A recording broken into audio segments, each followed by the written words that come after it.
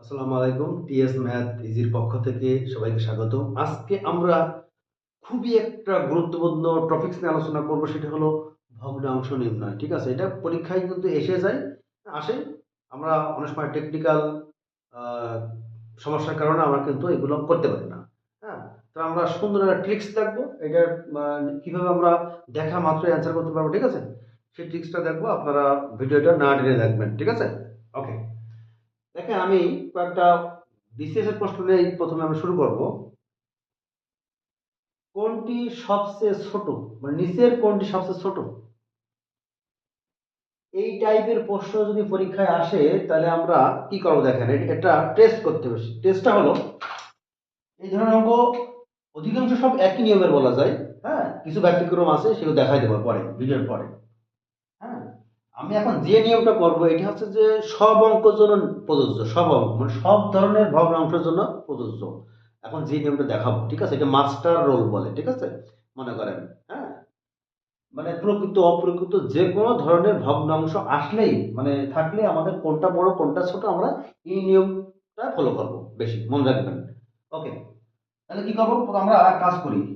আমি প্রথম ক এবং খর ভিতরে টেস্ট করব কোনটা ছোট।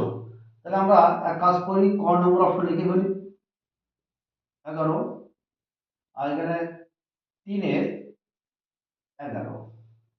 যদি আমরা সিস্টেম হলো যে আমরা এদিক থেকে এদিক গুণ করব, তাহলে 3-11 কত হয়? 33। আর এই দিক থেকে এদিক গুণ করব, ঠিক আছে, তাহলে 22। দেখেন, এদিক থেকে গুণ করে লিখবো এই পাশে লিখবো, আর এদিক থেকে গুণ করে সবসময় লিখবো এখানে, মানে লবের দিকে লিখবো। ঠিক আছে, যেহেতু এর সবচেয়ে ছোট কোনটা, তাহলে দেখেন যেহেতু 22 ছোট, তাহলে বুঝতে হবে যে আমার এইটা ছোট। ক্লিয়ার?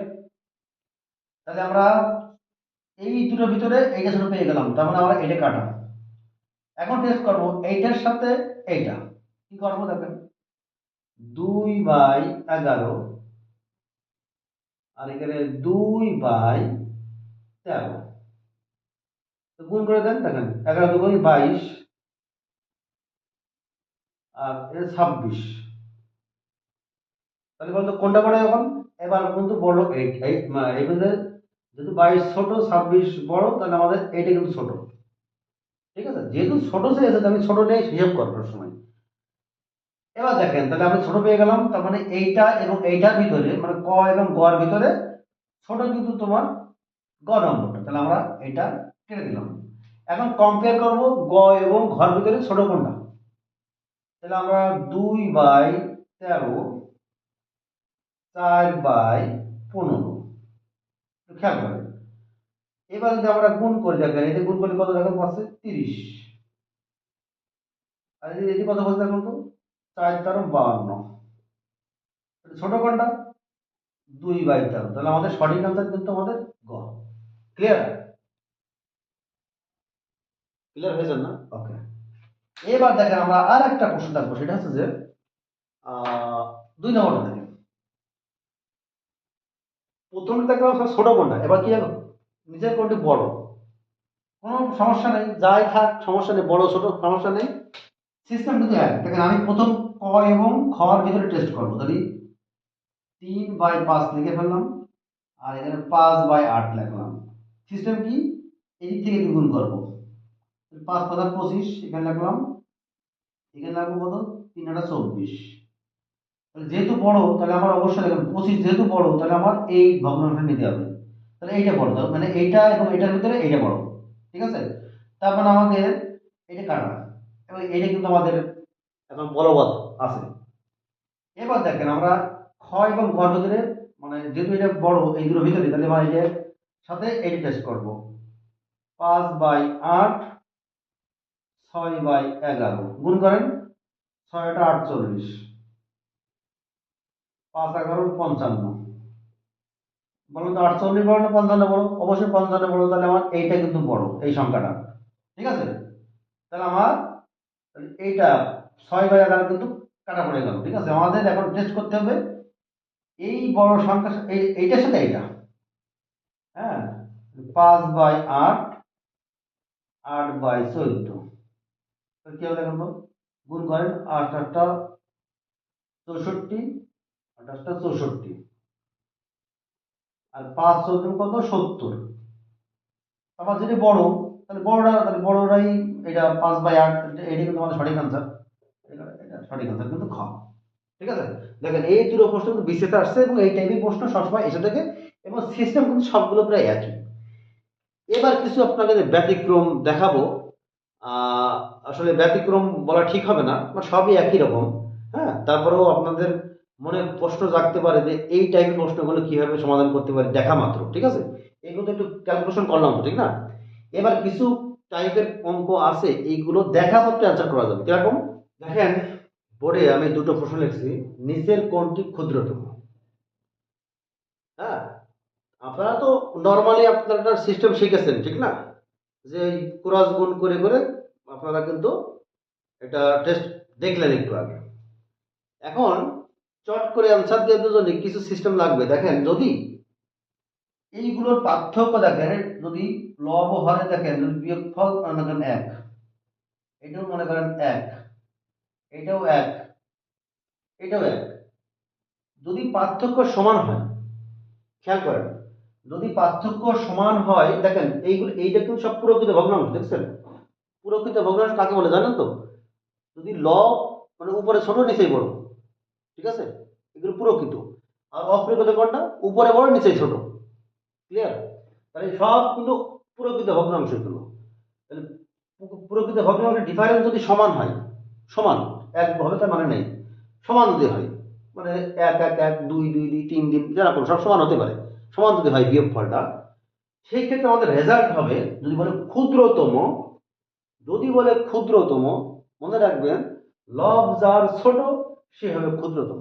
মনে থাকবে, লব যার ছোট সে হবে ক্ষুদ্রতম, যদি ডিস্টেন্স সমান হয় এবং ওটা যদি প্রকৃত হয়। লব যার বড় সে হবে বৃহত্তম। কথা বোঝা গেছে? তারপর আমাদের যদি ক্ষুদ্রতম আছে তাহলে অ্যান্সার হবে এটা। যদি বলতে নিচের কোনটি বৃহত্তম, তাহলে আমার এটাই তো অ্যান্সার। ঠিক আছে, লব যার বড় সে হবে বৃহত্তম, লব যার ছোট সে হবে ক্ষুদ্রতম। কি কোন ক্ষেত্রে? একটা প্রকৃত ভগ্নাংশে যদি ডিফারেন্স যদি সমান হয় সেই ক্ষেত্রে আপনারা নোটে লিখে রাখেন। এবার দেখেন আর একটা সেম, এইটাই আমি উল্টাই দিয়েছিলাম, একই প্রশ্ন। দেখেন নিচের কোনটি ক্ষুদ্রতম। দেখেন আপনারা যদি ওই ডিসটেন্স দেখেন, এই ডিসটেন্স দেখেন 1, এই ডিসটেন্সও 1, এইটারও 1, এইটারও 1। আপনারা এই ডিসটেন্স 1 দেখেই যেন আপনারা পাগলের মতো যেন ওই মানে সিস্টেম জানেন যে লব যার বড় সে হচ্ছে যে বড়, লব যার ছোট সে হলো ছোট। এই সিস্টেম তো এখানে খাটাই না, এখানে উল্টো সিস্টেম। নিচের কোনটি মানে ক্ষুদ্রতম, এখানে মনে রাখবেন যদি অপ্রকৃত হয় সেই ক্ষেত্রে আমাদের লব যার বড় সে হবে ছোট, লব যার ছোট সে হবে বড়। ঠিক আছে, তাহলে আমাদের সঠিক আনসার কিন্তু এটা, এটার ক্ষেত্রে। কথা বলছেন, নিচের কোনটি ক্ষুদ্রতম, তাহলে আমাদের লব যার বড় সে হবে ছোট। যদি বলতে এই এই অঙ্কটা নিচের কোনটি বৃহত্তম, দেখেন এটা কিন্তু অপ্রকৃত ভগ্নাংশ, আপনাদের মনে রাখতে হবে কিন্তু একটু একটু ওই মানে অঙ্ক দেখে যেন একবার আপনারা পাগল হয়ে যান না। ঠিক আছে, কথা বুঝছেন, একটু দেখে নিন প্রকৃত বা অপ্রকৃত, ডিস্টেন্স সমান থাকলে কিন্তু এই রুল। তা আপনাদের একটা যুক্তি দেবো, যুক্তিটা হলো আপনাদের কোনো রুল লেখার দরকার নেই, কি ডিস্টেন্স কি মানে কত ডিফারেন্স কি আছে, কি কোনটা লব প্রকৃত কিছু দেখার দরকার নেই। কোন রুলটা ফলো করবেন জানেন? ওই এই যে ক্রস গুণ, যেটা প্রথমে আহ ক এবং খর ভিতরে পার্থক্য দেখবেন। দেখেন 4/5 কি হবে, দেখেন এই যে 16, এটা কত 15, তাহলে এখানে এইটা ছোট। ঠিক আছে, এবার 3/4, আমরা দেখেন এইটা তোমার কাটাকুটি করো। এবার দেখেন 6/7 কত, 4 7 24, 3 7 21। ঠিক আছে, তাহলে আমার এইটা কিন্তু ছোট, দেখেন 21 যদি ছোট তাহলে এটা ছোট। 3/4 বাকিটা নেন 7/8, তাহলে 4 7 28 আর 3 8 24, দেখেন তাহলে আমাদের 24 না, তাহলে আমাদের কিন্তু এইটাই আমাদের সঠিক আনসার এইটাই। হ্যাঁ, সেই জন্য আমি টেকনিক কি করি, যদি আপনারা ধরতে পারেন যে এই যে আমি যেটা বললাম প্রকৃত অপ্রকৃত যদি সমান ডিস্টেন্স বজায় থাকে, ঠিক আছে, তাহলে কিন্তু একটা সিস্টেম আছে। আমি যেটা বললাম এটা ভিডিওটা পজ করে করে এই রুলটা লিখে নেবেন, ঠিক আছে।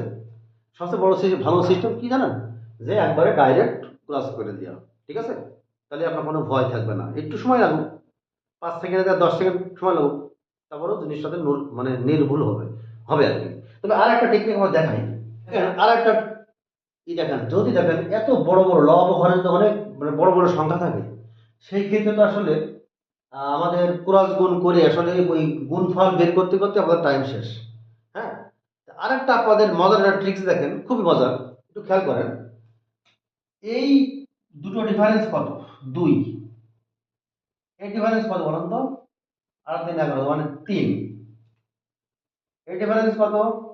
আমরা বলতে পারি এটা 5। এটা কত? 4। ঠিক আছে, একটু বোঝেন, এই সংখ্যা কিন্তু ওদের ব্যবহারের মানে সমান আকারে বৃদ্ধি পায়নি, বা মানে ডিফারেন্স সমান না আর কি। আবার লব হর অনেক বড় বড়, ক্রস গুণ করলে কিন্তু এটা অনেক সময়ের ব্যাপার, ঠিক আছে। আপনারা খুব টেকনিক্যালি একটা জিনিস মনে রাখবেন, দেখেন এই যে 25 আর 27 ডিফারেন্স 2 না, তাহলে এক কাজ করবো, ওই লবে যা থাকবে ওই ডিফারেন্সে ভাগ করবো, তাহলে কত হয় দেখেন তো? আর 12.5, 12.5 তাহলে 12.5। ওকে, এবার ওই লবে যা থাকবে 31/3, তাহলে কত হয় দেখুন তো? 3 × 10 = 30, মানে 10 দশমিক সামথিং, ঠিক আছে, 10 দশমিক সামথিং। ওকে, এবার দেখান তো ওই লবে কত? 76 আছে, 76/5, তাহলে 5 15 75, 75 মানে 15 দশমিক কিছু একটা। এবার 21 ভাগ কত? ওই ডিফারেন্সে ভাগ করবো সবসময়, লবের সাথে ডিফারেন্সে ভাগ করবো, তাহলে কত হবে?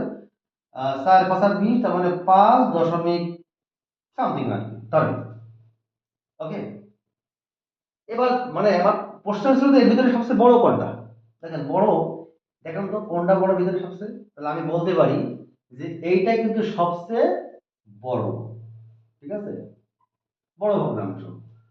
যদি বলা যায় ভিতরে সবচেয়ে ছোট কোনটা, ছোট দেখেন কোনটা, ছোট থেকে বুঝতে পারছেন কত? এইটা সবচেয়ে কত ছোট, এটা ছোট ভগ্নাংশ, ঠিক আছে।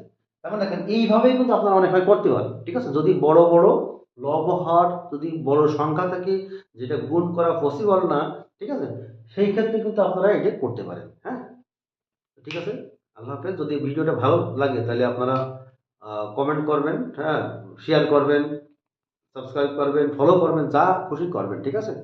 হ্যাঁ, তো আল্লাহ হাফেজ। আর নতুন নতুন ভিডিও শর্টকাট ট্রিক্স পেতে চাইলে, ব্যতিক্রম কিছু ট্রিক্স পেতে চাইলে আপনারা অবশ্যই এই চ্যানেলের সাথে থাকুন।